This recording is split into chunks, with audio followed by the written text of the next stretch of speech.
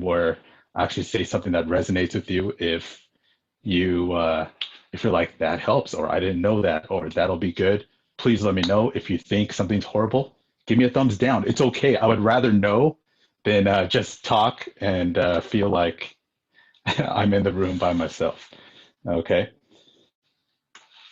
So with that, let me introduce myself really quickly here. Um, my name's Stan Fong. I'm a teacher at Mayfair High School, which is in Lakewood. And we're actually middle school, high school, like you heard from Jennifer here. We're 7 through 12. And so it's a pretty interesting place to be. We have um, approximately 3,000 students, 55% Hispanic, 15% African American, 15% white, about 15% Asian, Pacific Islander, Native American, and the rest. About 59% of our students are socioeconomically disadvantaged. I've been there about 14 years. I love it. I've been teaching history.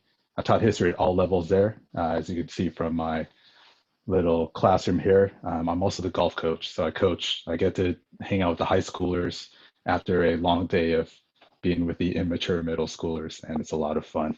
I enjoy it a lot. Let's see. I'm the department chair for the history department, so I get to mingle with a lot of people and try to help them and work with them. I've been the tech facilitator there for about 10 years, and got to work with great people like Lindsay Hunt, who is also a tech facilitator, and who teaches me all the time. So, and I'll say Woo! I've never been busier than this year. Yeah, it's like another full-time job being a tech facilitator right now. But you know what, to be honest, I have no background in technology, other than I think it's a great tool to help our students. And so I just fiddle around. I just learn on my own. And I think that's probably what most of us do. And so again, anytime you have something that you can share with us, please, I guess, especially with this little group that we have here, just throw stuff out. Talk if you got questions. I guess we have that moderator over there, but uh, again, just throw out those questions. It's totally cool. I love sports. It's been a great couple of weeks to be an LA sports fan, and you can just ignore that Kings banner over there. It's not been so great to be a Los Angeles Kings hockey fan right now, but you know what? I'll take those other championships that we got this year. So I do love sports. I love traveling. You can see some pictures over there of me and my family going all over the world. And I love hiking, backpacking. I love music too. So Jennifer, I can't sing at all, but uh, but I love listening to music. And you'll see you'll see some, like, even if the conversation and the development, the professional development gets boring, you'll see that there's some maybe some little Easter eggs, some musical songs and hints, lyrics that I've put into the presentation just to entertain myself, because I really bore myself quite quickly, and I hope I don't do the same to you guys yet. So speaking of songs, there we are. We are family. I just want to, make sure I get paid. So I'm giving a shout out to the moderator here who's on the induction committee, but I'm also married to her, so I guess I got to put her up for that reason as well. So for both reasons, we have three kids. So anyway, Kathy is kind of on the administrative side now, right? I'm a teacher. I've been in the classroom the whole time. And then my son is a senior at Cypress High School. That's him at homecoming last year. So no homecoming as a senior. There's my daughter. There she is. She's on the song team and she's cheering at a football game. She's not doing that this year. And then there's she's a sophomore now. And then our youngest just went to seventh grade. And so he didn't get to promote or graduate last year from sixth grade. And now he's starting the worst time of my life, which was middle school, virtually, which, if you ask me, is kind of a blessing. But anyway, I just bring that up, not to say anything except this, is that I understand it from all sides. Um, I work, I see administrator daily. I teach, I work with teachers daily. I have students that I am struggling with. I have my own children that I'm struggling with, that every level from elementary to high school. And so just know that you can talk real with me. I'm not going to give you any of that fake stuff like, hey, this will work. Just pay me $50 a month, buy my program, and this is going to solve all your problems. I get it, and I'll talk as authentically as I can to you because I had people when I was in the induction program do the same. And with my people that I've mentored in the induction program, I try to be honest with them because I think that's really important. So I don't know how you guys feel, and you heard me talking to Lindsay a little bit, but this was me at back to school night. I'm like, hey, parents, welcome. I'm so excited to be here. And, everything is great.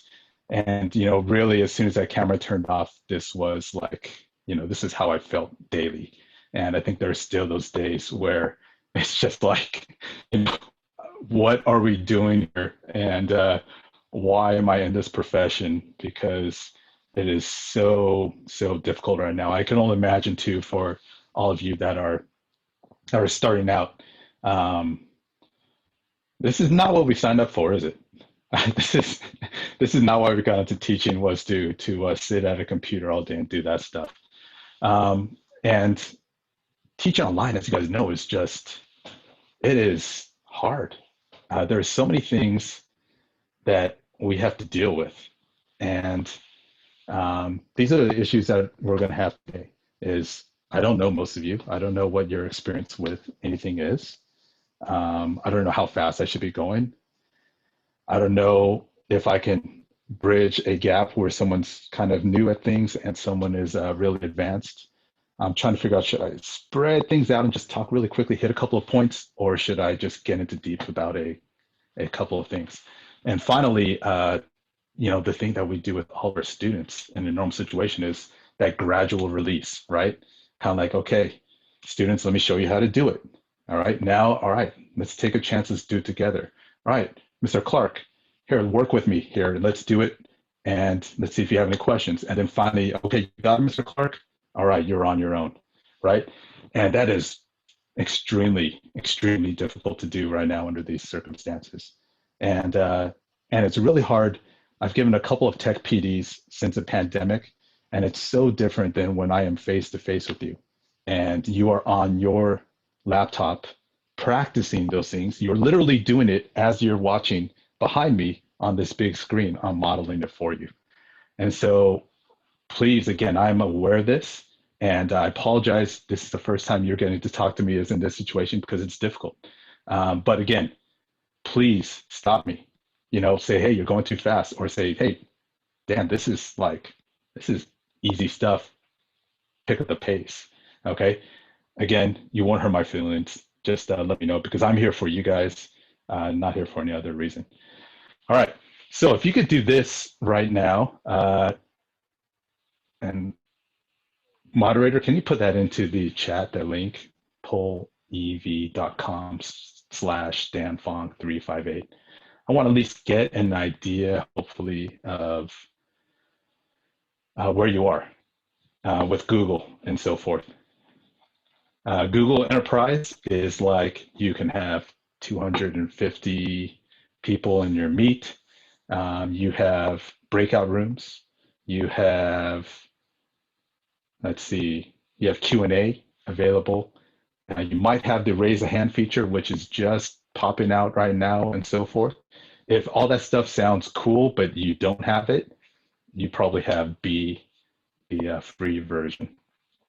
Okay, and if you're still not sure, that's okay. You can put C, and hopefully we don't have too many people that are saying we don't use Google because you will tire this presentation really quickly if that's the case. Okay, there we go.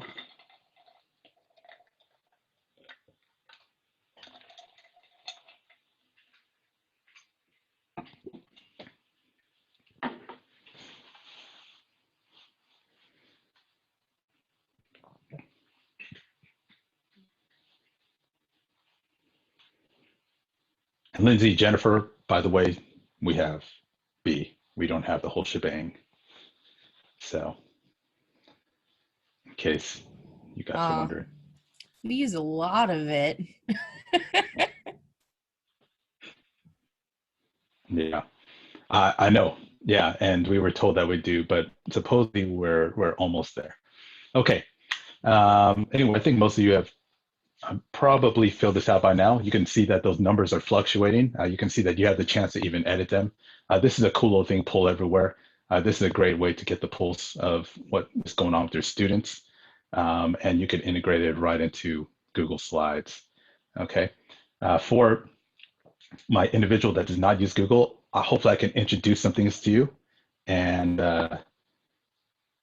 and if I go too fast, you also have my email. I'd be happy to talk to you, work you through the paces of the earlier or the beginning stuff as well. Um, but I will, looks like I will probably go towards kind of the middle there and see how things go. All right. So I've got one more question for you. Hopefully that new question popped up on your screen too if you left that tab open. Hopefully you left that tab open. I'm curious as to what you are most interested in for today. GC is Google Classroom, GM is Google Meet. I just tried to shorten it so it didn't take up the whole screen with text. Let me know what you want to do.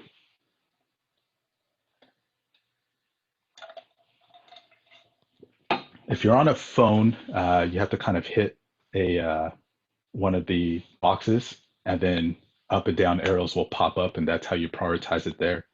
And on the if you're on a computer, it's a little bit different, and you guys should see how that is.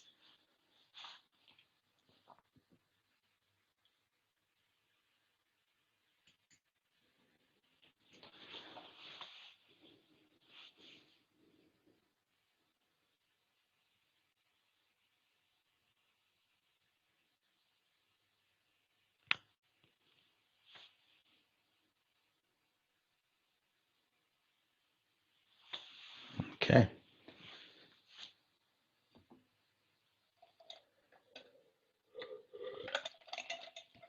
All right. Good stuff there. Okay. So again, this is a great way to get feedback is just using something like Poll Everywhere, where you can kind of get a pulse of what your students are up to, what they're interested in, if they understand a concept. It's a great way to, watch them as they see their peers. You can kind of see, their minds open up a little bit, go, oh, you know what? Yeah, maybe that's a better idea here, and so forth. Um, okay, so take a look at those things. We will try to cover them all, and I will definitely. I think I'm going to start with organization since it is pretty high up there. I'm going to start with that because also it's easier since that's the way I organized the presentation today, and then we'll kind of move on to those other things as well. And because of the time that we have, I may hop around a little bit. And but again, you guys will have the presentation so that you can use it at any point. All right. So first of all, uh, how many of you guys use Chrome as your browser when you are doing stuff with Google? Yeah, okay, I'm seeing the thumbs up. Thanks for the feedback there. Okay, good. That's huge. Uh, why? I don't know why that's red there at the end, but for those of you that do not know, um, you can use profiles so that you don't mix up your accounts. Okay, if you have a personal Gmail account or some of the districts like Bellflower Unified has a personal account or a work account and a student account. Oftentimes, as you're jumping in between the two, you try to open up a file and it says denied. You're like, wait, I created this file. How can I be denied? And it's because it's not playing nice. Google isn't playing nice between all the different accounts that you have open. It thinks maybe your personal account is trying to open the file and so forth. I'm not going to go into great detail with this, but if you have ever had that problem where either you try to save something and it goes to the wrong drive, you try to open something up and it says you don't have permission and so forth, follow these steps right here. Okay, and again, because there's so many things I want to talk about, I'm just going to leave that there and say, I even give you a little video tutorial, not me, because I hate hearing my own voice, but and besides, why would I reinvent the wheel?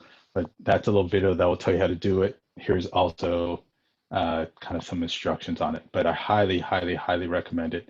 That's the first thing whenever there's someone new in the district and I'm working with them, this is like the first thing I teach them because it's so critical. But, you know, I just had a chance to show my whole staff that in August, and I don't think they heard anything else that I talked about because they were so excited about this because it will alleviate a lot of problems. Just one note, once you make those profiles, make sure you look at number 7, that you open up that profile, log out of Google completely, and then just use that one account that you want with that profile. And then you make a different profile for each one. I know it sounds crazy, but as soon as you watch a video, it's well worth it. Has anyone used that before, profiles? Yeah, okay, Lindsay, right? It's a lifesaver. So much easier, so much better, and it's really nice to not have your personal email pop up when your students like, "What's that, Mr. Fong? What are you doing this weekend?" You know, or whatever. Okay, all right. Let's talk about organization. So I can't stress this enough. It's just that we need to really focus on what our students need. What is going to make it easiest for them. Now, understand also we need to make it easy for ourselves too. We matter, right? I mean, because we're the ones carrying all the information and education to them. But we need to find a way so that they feel comfortable and so they can find stuff. Um, we need to show them how to do it. Okay. For me, I've been using Classroom since before it even really was functional. I was giving trainings on this when I was like, I don't know if I should be training people because it's so hard to use. I mean, some of you guys were probably still in high school when I started teaching Classroom, but we need to show them how to do it. We've become familiar with it because we're on it daily for hours, right? But we need to show them how to find stuff. One thing that is huge here, if your students don't know, is the to-do list. And if you click on that link, that'll take you to kind of the directions where to find the to-do list. But this will give your students everything that is due. If you're an elementary school teacher, every single classroom that they're a part of, whether you separate by topics or because you have little breakout sessions with different teachers, the to-do list will tell them everything that they have due today, everything that's due next week, everything that's due in the future, and everything that they have done since they have joined that classroom. And it's all in one place. This is great to tell parents about that are trying to help out their students. I know that we had a lot of special ed teachers that signed up, where I know parents there are especially frustrated or like really trying, like they're now the aide, right? And telling them about this is huge. And again, showing them, look, this is how I do things.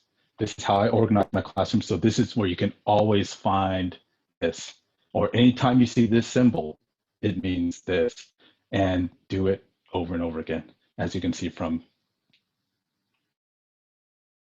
3. Okay. More than ever, giving clear instructions and examples is important. And I know this sounds basic, but if you've been in the classroom years past where you kind of just, you know, rattle it off and then you can kind of clarify really quickly, it's not a big deal. You know, more so than ever now, we have to be very, very, very clear because all of a sudden our students, once we give them the assignment, they disappear into the ether and then all of a sudden they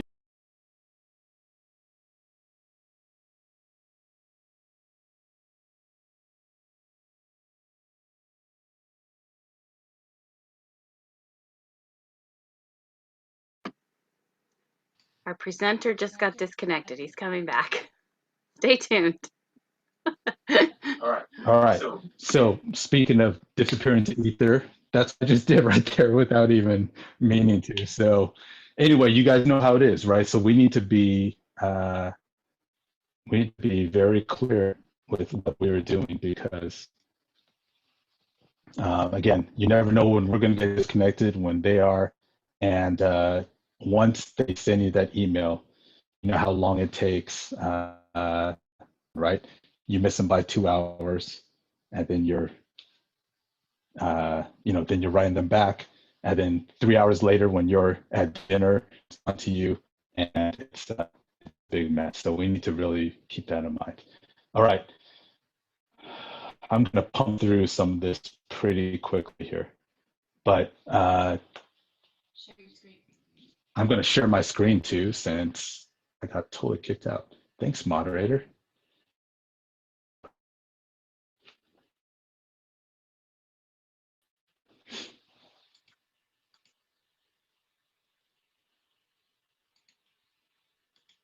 Okay, so here we are again. All right, so there's not a whole lot of information or spots to give stuff in Classroom still. I don't know if that's how you guys feel, but that's how I've always felt. It's like, I wish I could organize and put out more information. In your class banner there, okay, I would highly recommend that up here you put down all that important stuff, your contact information, remind codes if you have remind codes. If you have class website, add that all in there and put as much information as you can there, and so forth. Okay. I'm going to talk about these and then I'll kind of model it out. But the stream, okay, the stream here just turns into a big polluted mess unless you change the settings there. All right. I would highly recommend that you click hide notifications if you haven't already. How many of you guys know what I'm talking about with hide notifications there on the stream? Okay, good, good. Thumbs up. Okay, good. I'm going to pass up on that then. I'm not going to model that for you because you guys got it. Okay, if you don't, again, go ahead and click on that settings gear or the cog right there and go down to classwork on the stream, hide the notifications, and then all of a sudden, the stream becomes like your general announcement page or your big reminders. You know, like for us, we don't have school Wednesday, so guess what I put in the banner, you know, on the stream. Just make a quick announcement, don't forget no school on Wednesday, study for a test. You know, hey, you know, the extra credit on by helping a poll worker for voting, you know, which just ended. I put that up there to remind them of those kinds of things. Guardian summaries. Do we know about Guardian summaries? I had a quick question about the Guardian summaries, Dan. Yeah. Before, and I'm not sure if Google had changed it, but before a couple of years ago when I was using Google Classroom, the Guardians had to have a Gmail account. Do you know if that's updated or changed? Like, because some of my parents have Yahoo, and I'm not sure if they're being truthful when they're saying they're not able to see their kids' grades, or if Yes, it's a you know what? Gmail thing. I know that that was the case a couple of years ago. I will get back to you depending on our time. Remind me on that, please, Miss Moderator, and I will check out my classroom because I've basically invited everyone, and everyone has pretty much accepted it. So I believe it is sort of changed, but I know it's certainly that was the case. In years past, you had to have a Gmail account. So if you were interested in that, you had to. So let me see from the rest of the crew here. Are you using Guardian summaries? Do you know what Guardian summaries are? Please give me that thumbs up or that thumbs down or whatever, so that I can know if we need to talk about this or not. Okay. All right. Let me talk about Guardian summaries really quickly. You can see the details and the examples right here. Actually, let me click on the summary. The summary would be better for you, the example. Okay, if you have students, of course, yes. If you have, see that? Okay, let me tell you about it really quickly here. Teachers can have their parents sign up and they will get either a weekly or a daily email with all of their students' classroom information. Because technically parents can't become a part of your classroom.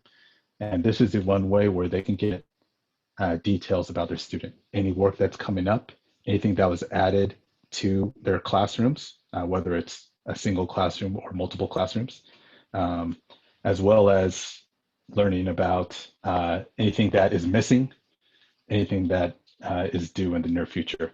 It really has, my goal every year is to never have to talk to parents. Is that bad to say? Is that okay to say? I don't know, that's okay to say. That's my goal. And no, it's not okay to say? Sorry. Check that. I didn't say that. But my goal is to reduce the unnecessary communication between parents because of my lack of communication. And this is a great way to make sure that they always are aware of what's going on, because they can get a daily summary of everything that is going on. How's that? That's better, right? Okay. Notifications. You guys already know about notifications, I think, but if you do not, okay, it's kind of in a weird place. If you're getting too many notifications for stuff that you're like, I am getting tired of hearing about every single time someone turns something in late because they're doing it. Every student is turning something in late. You can get rid of those notifications by going through these steps right here. So some people like it. If you like it, leave it be as your inbox piles up with those things. But if you're like me, have 175 students, that's a lot of emails if half of them turn in something late, which at this time of the year, we're kind of getting sometimes. And so I turn off the late work notifications, and you can do all of that right through these steps right here. Okay, and you can customize it. If you look at number 3, you can customize it for every class. So maybe you have one class that you want to know more detailed, you can still click on that. Maybe you're a co-teacher in a class, or you're part of a group with other teachers, and you don't want those notifications. You can just mark those off, and you won't get them. Highly, highly recommend that if you're having trouble. Okay, this is, I think, the biggest thing, and this is speaking from a parent, someone with 3 kids trying to do this. It is really hard to, as a parent, to navigate things. And I consider myself fairly experienced with technology, but when every teacher, again, all 3 of my kids, I'm dealing with about 20 different teachers because I have 3 students. A couple of them have 7 classes, and the other one has 6 or so. So we're about 20 different teachers, all with different styles, all with different expectations, and so forth. And it is really hard to figure out what's going on. So I would highly recommend, and even if you haven't started, if you haven't done anything like this yet, do it now. Give each assignment a prefix. Okay, I use the first one right there, 1.1. So week 1, day 1, okay, that was the assignment right there. And the next day, 1.2, week 1, day 2, and so forth. Okay, and you can see some other iterations of that. Depending on how you do things in class, you'll have to alter that, but do something that's consistent, because it'll make your life easier when you're trying to grade, when you're looking back at late work, when students are saying, hey, I'm missing something from the grade book from 3 weeks ago. It's really easy when you have a system like this to go, oh, and instead of trying to say, oh, it's the, it's mitosis that you're trying to look for, it's a lot easier to say, oh, just go to 11.5, and that's your assignment, or go to week 12, day 2, and so forth. All right, emojis. Emojis are great to, again, your students love them. They use them all the time, and it's a great way, in a nice visual, quick sense, to help them know what is going on with that assignment. Okay. So my favorite one is the very first one right there. And by graded, I mean, this is a graded assignment, because what is the first question every student always asks us? Is this going to be graded? Does this count? Does this matter? Or can I just go back to playing my video game, or whatever it is, right? I mean, even when we're in the classroom face to face, that question is asked all the time. So anytime I say, look, guys, this is going to count, this is going to hurt your grade if you don't do it, I just put that little 100 emoji next to it, and they know that they need to do it. Elementary teachers, right? You've got all these emojis that you can use to classify your different subjects or topics. You know, you can use a pencil, you can use all sorts of things. The possibilities are endless. This little link here, emoji keyboard extension, is the one that I use. It just pops up in Chrome, and then I can search. You type in a search, and you can search up all sorts of stuff. Microscope, there's my microscope. You know, smile, and then you get all these smiley faces and so forth. It's easy to use, and then I give them a key. My students have a key to know this is what each of those things mean. And by now, they're pretty familiar with it. Okay, topics. As you create assignments, there is an option to do topics. And personally, again, because I'm a secondary teacher, I like to do it by week. In fact, that was something that all of our teachers at Mayfair decided to do. And so we have a standard format, all 130 or so teachers of us, we all have that same way. So students can know to look under week 1, that's everything from that first week of school. We're now in week 13, and that's the way we do it. Okay. Again, it depends on who you are, but I would consider that, and because the organization again is such a huge part. Okay. There's also something that you can use too to kind of add a little bit more detail, and it's grade category. Okay. This is found under that same general settings down at the bottom under grading. Even if you're not going to do all the grading through Google Classroom, I'd recommend that you add these grade categories because it allows you to, again, give more detail to your students as to, hey, okay, so Mr. Fong, I see the 100 emoji, it's being graded, but is this going towards tests? Is it going towards participation, homework? What is it? And that's where I can do that as well so that my students have a nice, clear view of what the assignment is about and how much it matters to them. Okay. Now, grading categories are only available for materials. Okay. So, I mean, sorry, for graded assignments, not for materials. So that's the one thing that you need to know about that. Materials, right, just are kind of there to look at. Lindsay, is there a question? Yeah, I had a question. Okay. Yeah.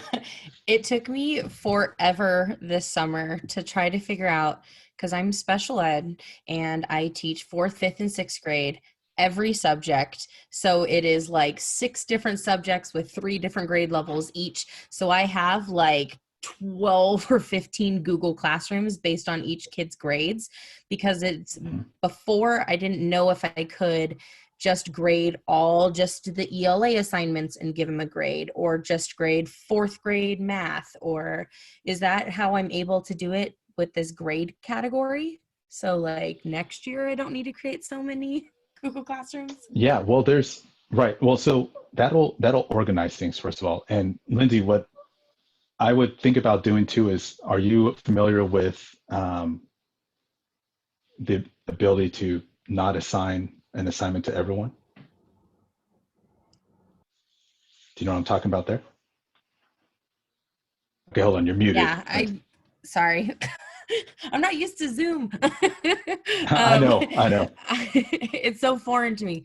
Yeah, I've done it before, but it got so hectic and crazy with basically teaching 18 lessons a day for each different grade level, and then balancing it back and forth, and then with the kids, and then it just got so much. Even with my classroom size being smaller, it was just so much scrolling for me in the graded area, because then some kids would not have that little portion, but then it's like, oh, this was just for this one student because I only have one 4th grader right now. So then it's like I had to keep scrolling back and forth and all the way back. So this year I just did like, this is 4th grade math, this is 5th grade math, this is 6th grade math. And then so none of the kids got confused with it, and it was easier for me.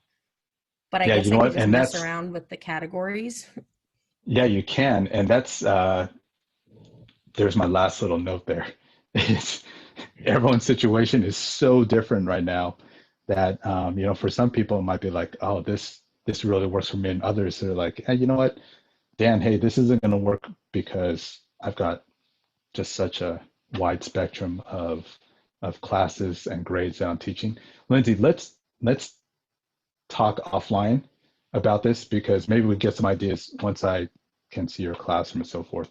But yeah, I mean, that's why, again, it's so critical that we find any sort of way we can to organize it because it not only makes their lives easier, it makes our life easier. So a couple of last things that I want to do to remind you of is this, is you need to,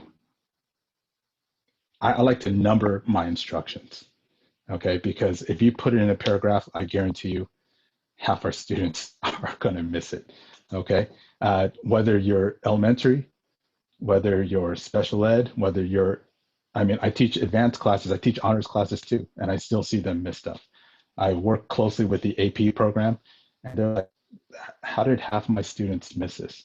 Number one, read this section. Number two, answer the questions. Number three, submit the assignment. You know, I mean, even that basic, right? How many times is like, I did it. No, you didn't because you didn't submit it, you know, and so forth. So I do it in the actual assignment that gets posted, and I put it in the supplemental materials too. So like literally there's no place they can look where the directions aren't there and aren't nice and clear. If you schedule assignments ahead of time, just know that, right, you can only do one class. You can't link all your classes together and push that out. But you can always use that beautiful reuse feature. And if you don't know what I'm talking about, stop me now and I will tell you what that is. Looks like we're okay there with reuse. Scheduling is my favorite. I spent the entire summer just messing around with it, and I scheduled out every single assignment to be released throughout the entire year. And I tweak it whenever I need to, but then it makes it took a while, but it makes it so much easier because you don't have to panic about, and you can kind of just keep on target with your like planning. And I just adjust it every PLC if I need to. But yeah, that's my favorite feature is schedule. Well, good. Question assignments. I think this is a highly underrated and underutilized feature or assignment that you can push out for Classroom. But this is great for warm-ups. This is great if you want to have a discussion board with the students, or if you want to use, or if you want to get just some immediate feedback as well.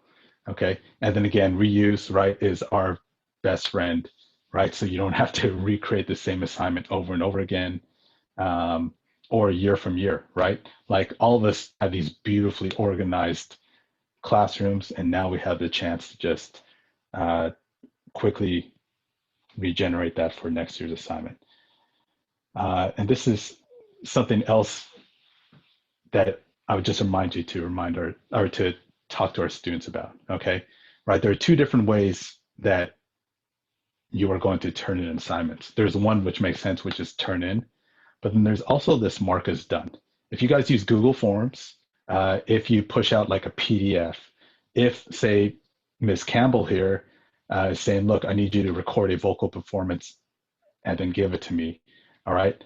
If it's something like that where it's not within the Google realm, and I mean the tight Google realm, because Google Forms doesn't count. Google Forms is in this upper division here. It doesn't know that you're done with it. Okay, and there's something integrated in Sheets and Docs and attachments when we make a copy that essentially allows them to turn it in. But with those other assignments, students can do all the work and they can attach it and be like, yes, I'm done. And we will see it missing on our end because until they click that mark as done button, it looks like they haven't done anything. And for us to find out that they've done something requires a lot of clicks. So I train them over and over again. And that is always my final instruction is either click turn in or click mark as done, okay? All right, good old grading. And I'll try to hit this pretty quickly here, okay?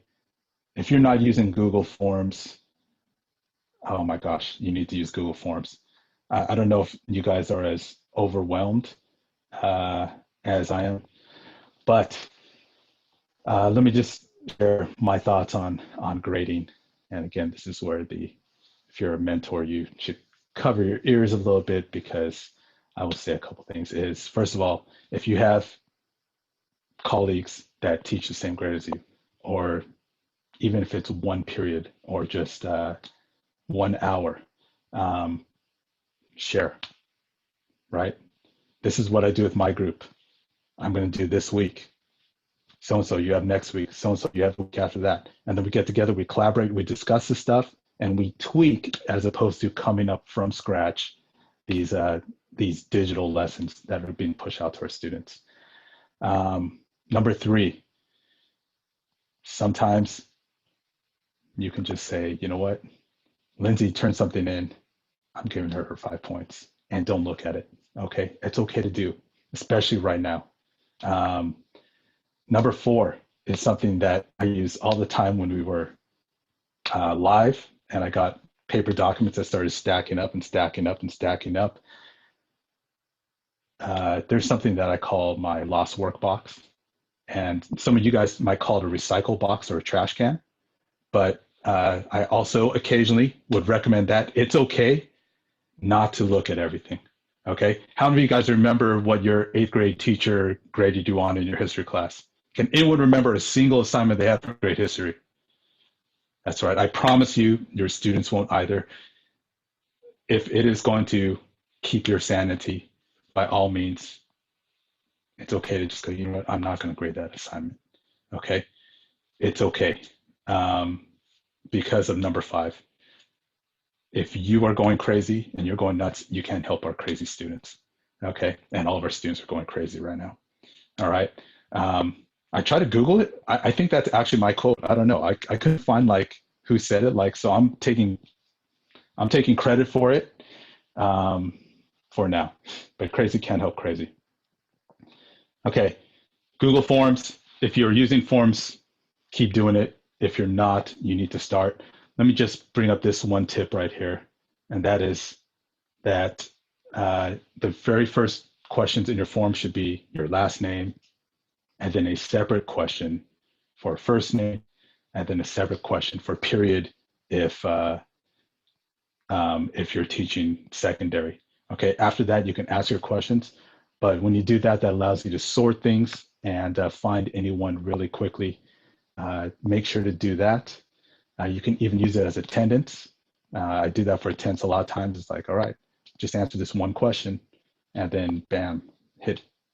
I alphabetize it, and then I sort it by period, and then there's all my period 1 in alphabetical order, and so forth. And that's why, again, you need last name and first name separate. Okay, so and I always check the email box, or their email address box, because they're all within our domain anyway, right? So it's simple. It doesn't require any more work. Okay, late work. Am I the only one that is getting inundated with late work? The only one that feels overwhelmed by this? Is it only me, or are you guys feeling the same?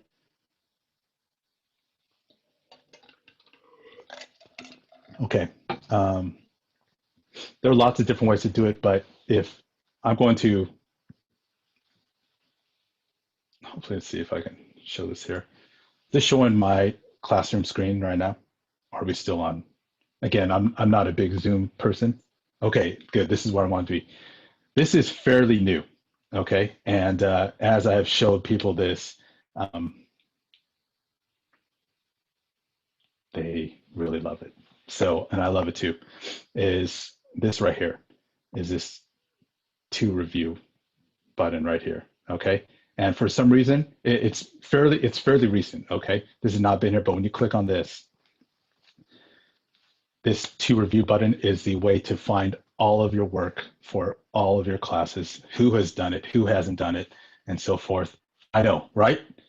Yes, this is huge. Okay, as opposed to like going through each assignment. Oh, I wonder if someone turned it in late, and so forth. Or that email, hey, Mr. Clark, I just did my assignment from 10 weeks ago. Can you grade it now? Here it is, all right here, back to the very beginning of the year. Okay, all in one place. It tells me what I've graded, and you can see all my fresh stuff I haven't graded yet. You can see who still hasn't turned it in. You can see all the stuff that is going to be pushed out to him tomorrow. No one has done it yet. But really quickly here, I just know, oh, look, from our election night poll check, I need to grade 2 more, okay? You can also sort it by class. If I just want to look at my advanced US history class, there it is. Take a look, okay? Look at that. Even in this advanced class, 3 or 4 people haven't done most of these assignments. But take a look at this right here. Oops, that's my bad right there, right? I have 7 people that are waiting for a grade from my 8.3 assignment, okay? And again, you can see the use of my emojis here, right?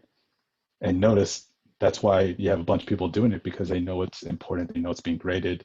And again, nice and organized, 9.2, 9.3, 10.1, 10.2. And see how beautiful that is and pretty it is, how easy it is for me to look at stuff that way. So that is a big deal. Okay, is that new to some people? That Is is that a my good thing? new favorite thing ever. And I'm going to like cry tears of joy because Yes, I toggle back and I forth know. And and that's, tell each kid individually, I'm missing this. yes, I know. It is nuts. And this is so much easier, so much quicker. Highly, highly, highly recommend it. I also want to click on one assignment to show you guys again. Let me show you. This is just a sample class I put together with some of my colleagues for you guys. But again, I put important documents up here, including my icon key to say, look, here's what my icons are going to look like. And here's what they mean, okay? Daily class schedule, instructions on taking a screenshot because I want them to screenshot something. There it is for them. Their entire textbook is right here, okay? But, and then again, you can see how things are organized so they can just go week by week and click on anything. And again, it's nice and easy for them. But when I was talking about that question assignment, which is something that isn't used very often, okay? This is what they see, is simply something like this. What do you think of the 2020 presidential election? And then it becomes a message board or a discussion board where I give them parameters, and you can see the parameters are make a post with at least 1 complete sentence, and then you have to respond to one using a complete sentence, okay? And then you can see they can respond back and forth. I can add comments as well, and so forth. A great way to have students interact with one another. And it's great, like if you're just looking for a little bit of participation, 5-point assignment, bam, and you can knock it out really quickly, there as well. And students get to talk a little bit, which is kind of fun. You can also make it so it's private. You can also uncheck a box that says students can comment. You can make it so they can't. And then all of a sudden it becomes a private conversation, the students like, how are you feeling today, right? Or any questions, or is there something you didn't understand, and so forth.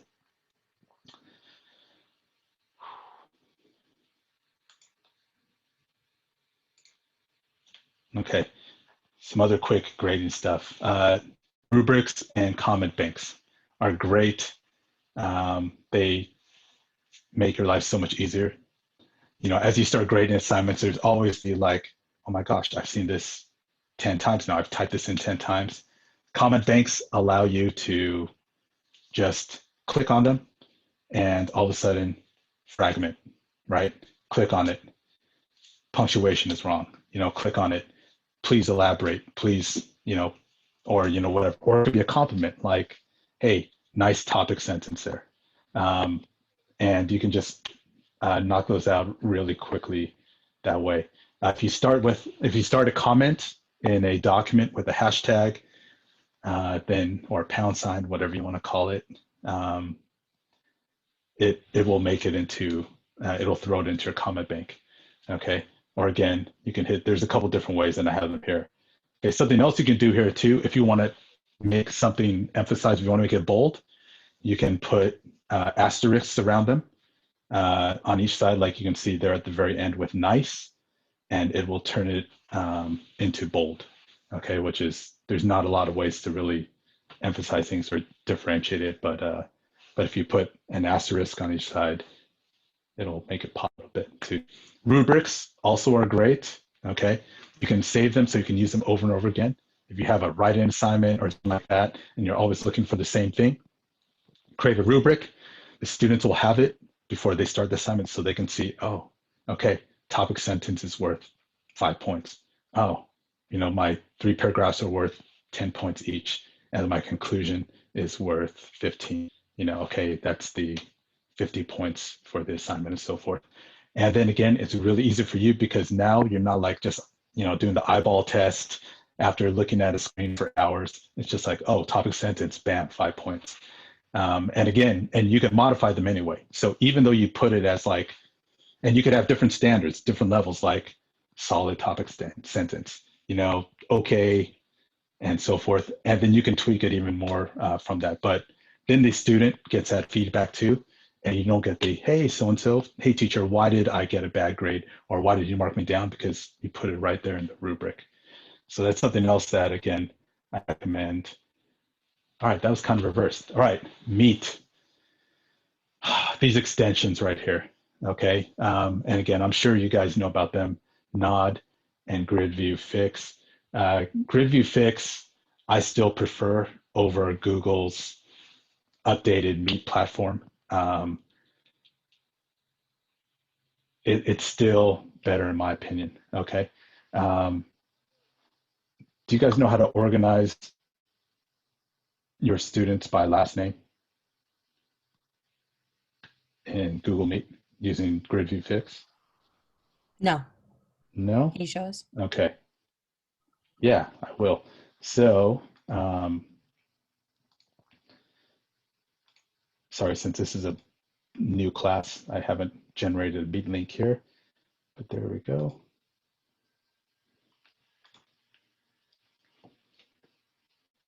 And is everyone using GridView Fix? Or does everyone know what it is? And make sure you're not using GridView, that you're using GridView Fix, right? Because GridView no longer works. It'll give you lots of problems. If you use GridView Fix, which you have a link for, it will work, okay? So here it is right here. So typically when you have your students in there,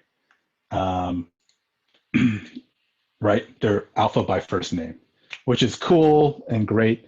But if you're trying to take attendance, if you're trying to find out if someone's there really quick, it's a little bit harder to do. And so right here, if you go to View Advanced Settings, okay, you can click on that, and right here, Modify Participant Names. Okay, right now, Alpha is first name, Bravo is middle name, Charlie is last name. If you go down here, you can move the last word to the start. And now it's going to be Fong, comma, Dan, and I'm going to be placed in there by my last name instead of my first name. Okay, and that's why I still also like GridView Fix. Not only that, but right now with Google, right, every time I want to view more than 16, I have to go in here and change it every time.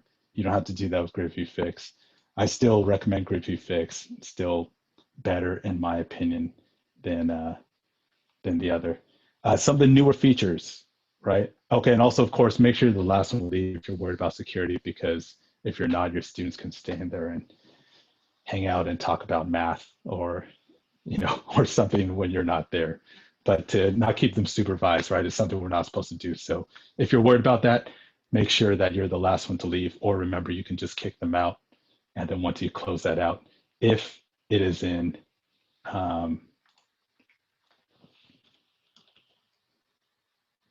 if it is in Google Classroom, okay? If it's a Google Classroom Meet, that will secure and lock it up, okay? Blur backgrounds, and you can add backgrounds now. And so right over here, there's that opportunity, or you could even, you can even do all sorts of fun stuff too with different various. That's not going to work. That's okay. I don't want that to work. Different backgrounds now, which is new. You also have the ability using the blue shield here, right? Of course, hopefully you guys are aware of that, right? To block chat or to block sharing. Jamboard. Jamboard essentially is a whiteboard where everyone can draw on the same thing or add post-it notes and things like that. That is right here also, okay? You can open up a Jam or a whiteboard there, and it becomes a free-for-all where everyone can draw on it, everyone can write on it. Or you can put up, say, a picture, and say, go ahead and label the what, I want, I want Lindsay, I want you to circle the leg. Jennifer, I want you to put a square around the hand. And Melissa, I want you to put a triangle around the head or whatever. You can do that on the same one, okay? Another cool little thing, if you can't use it for a PDF, okay, but pdfcandy.com is an awesome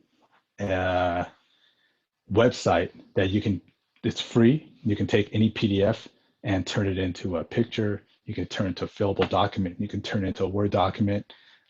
This does like the majority of the stuff that Adobe does, and it does it for free.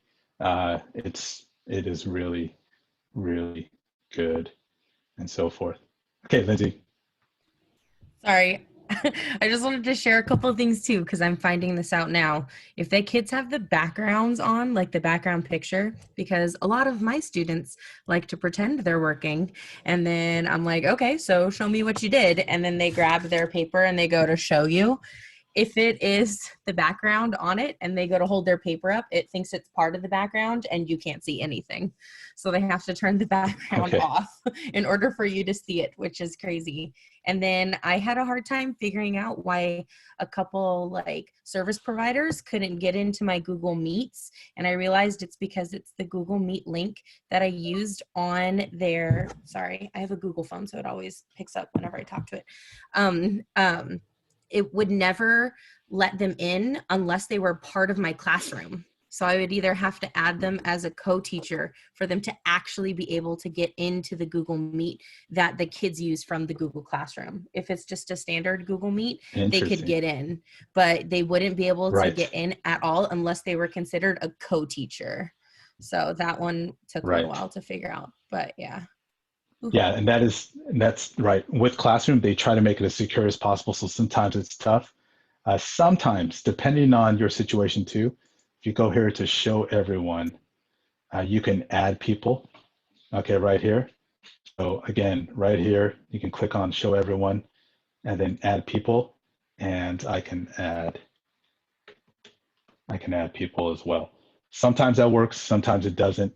Again, best thing is to make sure that they are within your domain, right? Meaning they're a co-teacher, meaning that they have an email. You can also do this. You can also dial up a number. So if there's ever that emergency and you need a parent or you need someone to come in, you can dial that phone number and they can at least call in and hear and speak. Okay, so that's a nice little feature as well. And again, your host controls, that's where you can regulate the sharing of the screen and the chats and so forth if you want to shut them down. Okay, thank you, Lindsay. Other thoughts or comments on Meet?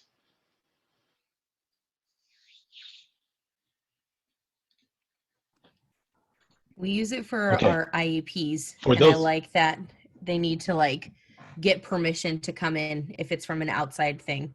So that one was handy. You can kind of prep for the meeting ahead of time. Yeah, and you can regulate that too with that Blue Shield. Mm-hmm. Right, very good, thank you. All right, for those of you that have enterprise, here's some of the things you can do. I'm not gonna go in detail because it looked like only one of us, maybe two of us had enterprise of the group. But these are great things that the rest of us are looking forward to at some point. But for now, enjoy. I'm jealous. I wish I had those features as well. Okay. All right.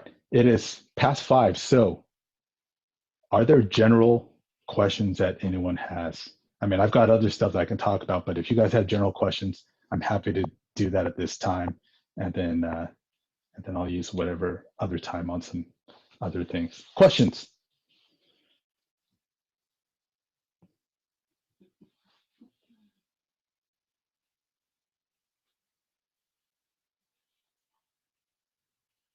Is anyone still there besides Lindsay? Hey, Jennifer, thank you so much. All right. Actually, hey, there's Timothy. I do have Thanks, a question. Wesley. Okay. If When removing a student, I do occasionally have, a student whose face is not on screen and then they leave at some point, and then I end up sitting there while I'm waiting for them to go. And I can no longer remove them from meeting without them being blocked from that meeting in the future. That's like a new feature. So, is there any way to get around that, or do I just have to get them out and then go remake a new Meet code? Um, yeah, that's an issue. I believe it's 24 hours, which is a problem, right? If you kick them out at the end of class, then sometimes they aren't available that next time around. You can re-invite them, is what I've been told. Now, I haven't had the experience. I've had other colleagues talk about it, and the research I've done says that you can re-invite them without having to tweak your whole entire code. But something else that you might want to consider, right, is that this is also a good talking point for them. That look, you know, you weren't here, you weren't doing what you were supposed to do. I have to secure the meet, I have to close it up. And so instead of attending class, I'm going to record the session, you're going to have to watch it. And by the way, you're going to have to do a feedback form on what I talked about. So in other words, it becomes a deterrent because all of a sudden it's like, oh, no problem. I'm sorry, that's the way it is, technology, right? And all of a sudden now the onus is now on them to be there, to be available to, again, leave. So that's, if we still run into that issue, again, and if you change your meet code, you can do that. It's not that big of a deal, but at the same time, that's another step you have to do because the student was being inconsiderate. So if it's just a few people, Jennifer, I would recommend, maybe again, putting it on them saying, well, I'm sorry, I guess that's on you now. And you're going to miss it, but don't worry, you can make it up on your own time by doing this instead. But again, I believe there is a workaround if you invite them specifically, like I showed you right there under people. If you invite them, let me show that to you one more time. So if I go in here and add people, right, then I can put,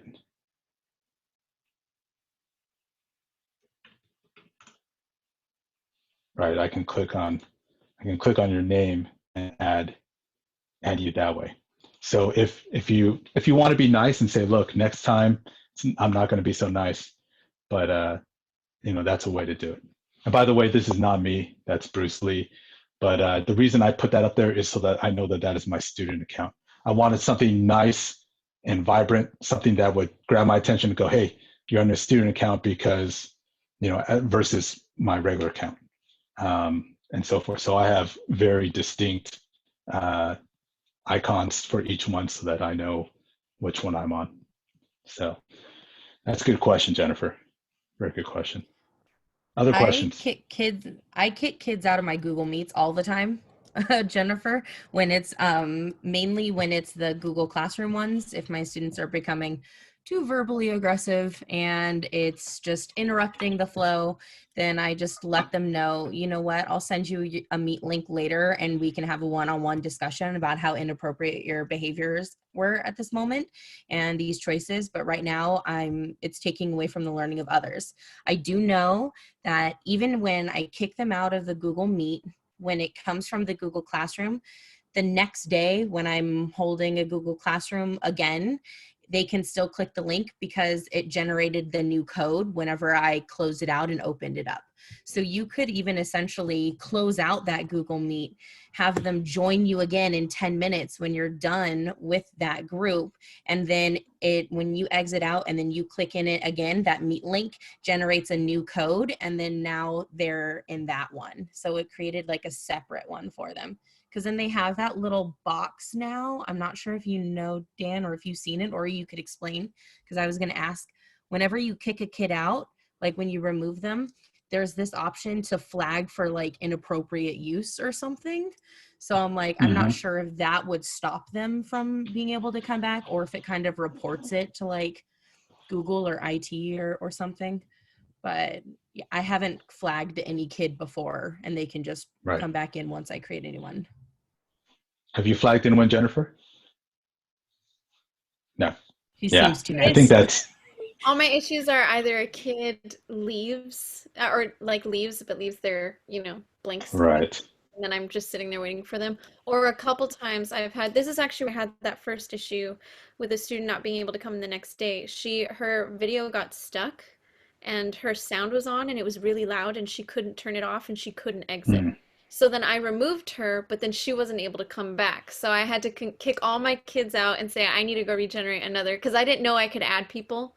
So I went and regenerated another right. kid, and they all came back. Thankfully, it was a really responsible class, so they all did come back. But then the next day, I had issues getting back in, so it was kind of confusing. But I'll definitely try that add people in the future.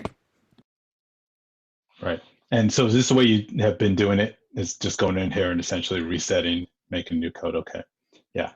That's the right. But again, that's bothersome to do. So I understand why it's like let's find another way.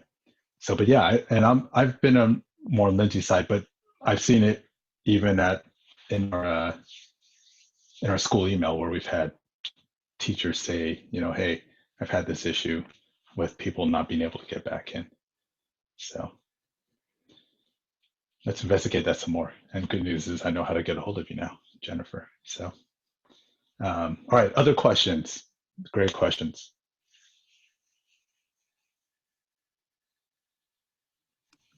Mine might be a question that you could just do one-on-one with me Um, later if other people don't have questions. Go ahead. okay, Hi, let me hit Mr. Clark and we'll see. thank you, Mr. Fong. I'm with Long Beach Unified, and we're using Canvas. So while we were using Google Classroom last spring, we're in Canvas. And I guess, do you have any experience or any kind of just general comments or compare and contrast between Canvas and Google Classroom? Wow, I have very, very, very limited experience with Canvas. So that's probably the best answer. I can make one up right now, but honestly, I've heard good things from it. My colleague at Mayfair, who is head of our IT department, uh, uses Canvas quite a bit with his students, and then his children are in Huntington Beach, I believe, and they're using Canvas as well. He has nothing but glowing things to say about it. He says the platform is more robust and more educator friendly. But other than that, I can't tell you a lot. Um, our students used it. I think they had a contract with them a couple of years ago in Anaheim Union, where my own children are, but they moved on to Schoology. And so it's always like this carousel of like, we're going to try this now because of the deal. So what do you think about it? How is Canvas in your opinion? I like it. I mean, I'm right now, it's my first year, and I'm teaching special ed second and third. And so, it has its challenges. Not just the platform, Canvas platform, but with my specific demographic and students.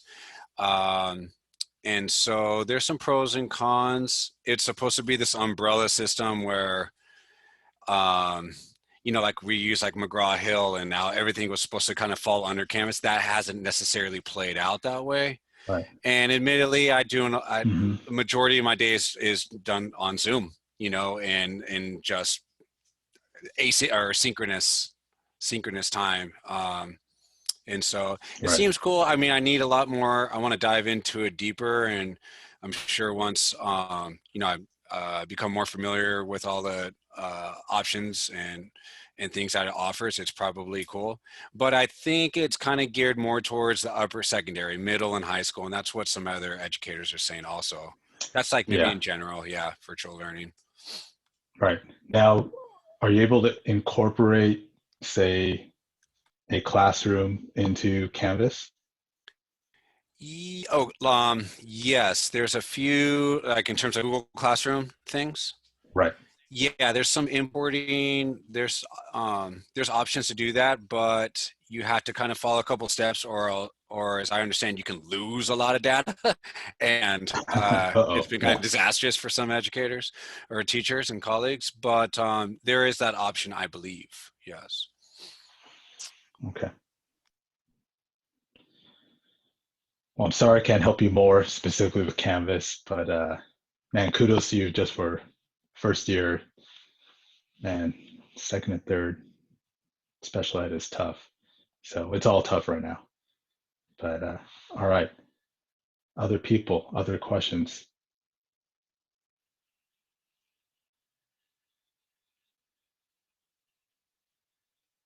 Is there anything in the chat? No? All right, then let's do this. I'm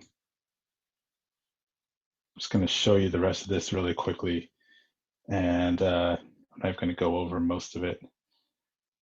But if you don't have a second screen, does anyone not have a second screen? Like two separate screens that they're using? Wesley, man, dude, I will set you up with one. You got to have a second screen, okay? It is so critical. Man, oh, my heart breaks for you. Oh my goodness. Give me your address. I will drive it out to you right now. It's that necessary. New laptop. You know what? Ask Santa. Yes, ask Santa for one, man. Yeah, you using the laptop. See, I've got my laptop, but then I've also have a second screen. And again, so critical to be able to see my students, manage them, and then be able to still see what I'm presenting. And so anyway, highly, highly recommend it. So here I do have the instructions here. Okay, so if you want to check that out, and again, dude, you can go like Costco, Walmart for just over $100. You can get yourself a nice big screen, and it is the best gift you will ever buy yourself for distance learning. Okay, get that second screen, little HDMI cable, and boom, you're good to go. And once you do this, like I hate just working on my laptop now, and that's all I did for 10 years. It's just on my laptop, on my couch, desk, table, wherever I am. I'm like, this is great. And now it's like Kathy and I always fight to get back here to the big, second screen, because you can throw it up there, or it's nice to just have something running in the background, kind of have a show running, while the Dodgers won the World Series. I had them up on the big screen and then have my work on the smaller screen, kind of doing both at the same time. But it really helps when you're grading. It really helps in a lot of ways. So highly, highly recommend that. But yeah, so much easier than splitting the screen. Poll Everywhere, that's the survey that I did, but it has all sorts of different ways to do it.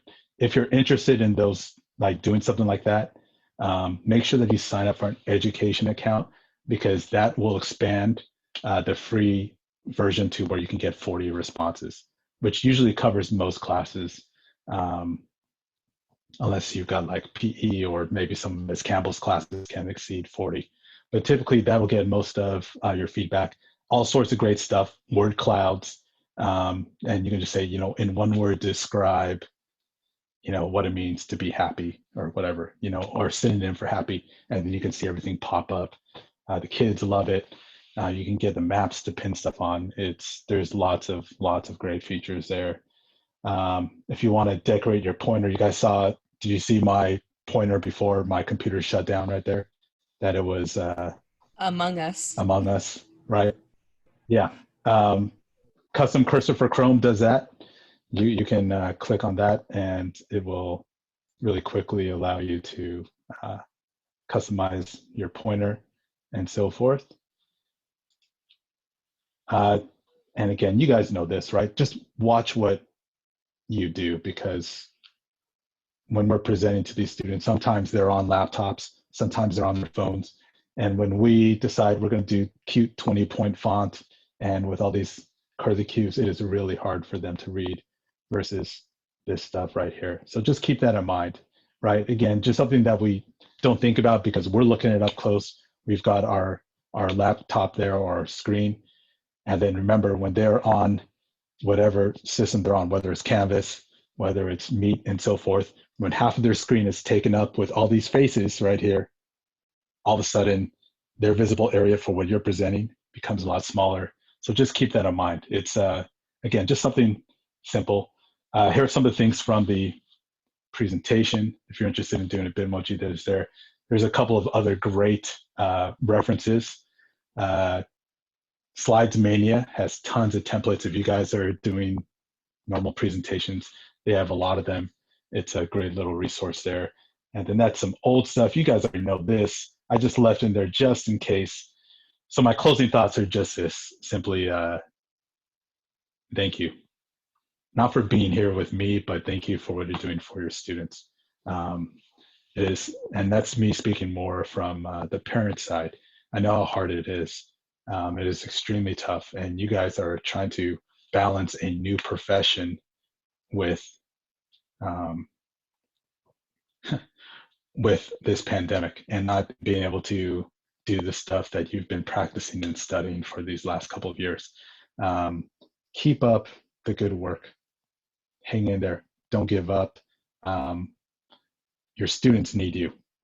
You know how our students are feeling right now, how much they are struggling. You are probably that one bright light that they have during the day, and you have a chance to be that. Be patient with them. It is really hard for them too. And yes, there are some kids that could use some attitude adjustments, but most of them, they wouldn't be like that if they were with us. And it's more their circumstances than who they really are. So give them some grace, because obviously we're asking them to be patient with us all the time too. So let's make sure that we're returning that. Thank you very much again for being here. I appreciate all the feedback. Thank you for all the input.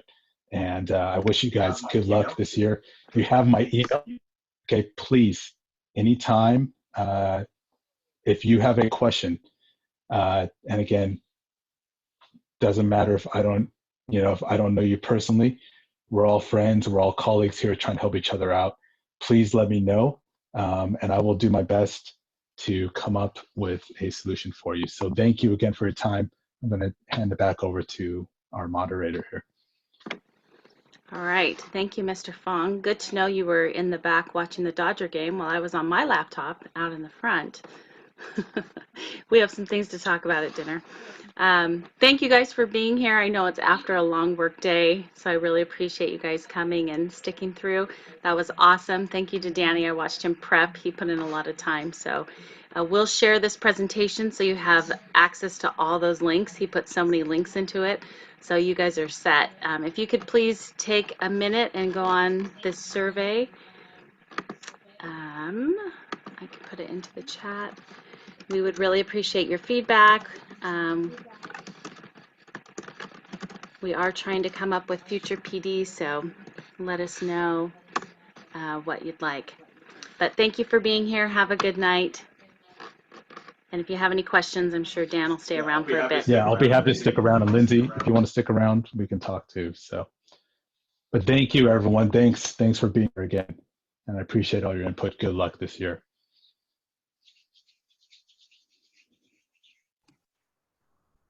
Okay, Dan, this has been driving me crazy. Okay. Dude, I don't know how I did it, but it's like one of those things where it just came naturally. It happened. It was like, I got a laptop. It's a work laptop. I did it. And then the laptop's so bulky. And then I got this wonderful tablet for our anniversary present. Best present ever. But now for the life of me, I cannot remember how I did this. I used to have it so that, because I have my personal Gmail account, I have my work Gmail account, and I got my student Gmail account.